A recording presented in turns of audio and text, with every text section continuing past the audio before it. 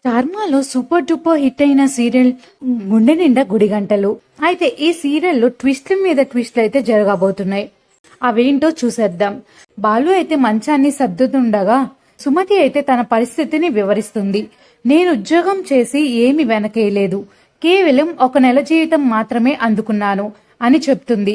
దీనికి బాలు అయితే సరదాగా లేక అనుమానంగా ఇలా అంటాడు, నీకు కూడా ఎవరితో అయినా లవ్ అఫైర్ ఉందా? ఉంటే ఇప్పుడే చెప్పు, పరువు పోకముందే మాట్లాడి పెళ్లి చేస్తాం అని బాలు అయితే సుమతితో అంటాడు. బాలు మాటలకి మీనా అలానే సుమతి వాళ్ళ అమ్మ అయితే నవ్వుకుంటూ ఉంటారు. ఇంకా మరోవైపు అయితే దినేష్ అయితే వింజ వాళ్ళ ఇంటికి వస్తాడు. అతను వింజతో ఇలా అంటాడు, నీ ఫ్రాడ్ ఫ్రెండ్ కనిపించడం లేదు, ఫోన్ కలిపివ్వు, నేను మాట్లాడతాను అని దినేష్ అయితే వింజతో అంటాడు.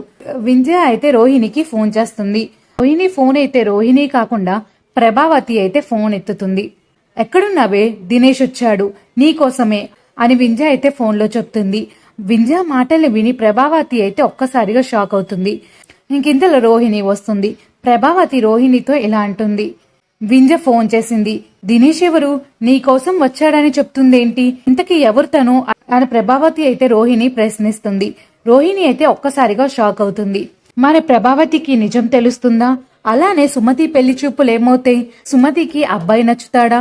అబ్బాయికి సుమతి నచ్చుతారా? పెళ్లి చూపులు ఖాయమైతే ప్రభావతి ఎలా స్పందిస్తుంది? మరి మీరేమనుకుంటున్నారో కింద కామెంట్ సెక్షన్ లో తెలియజేయండి.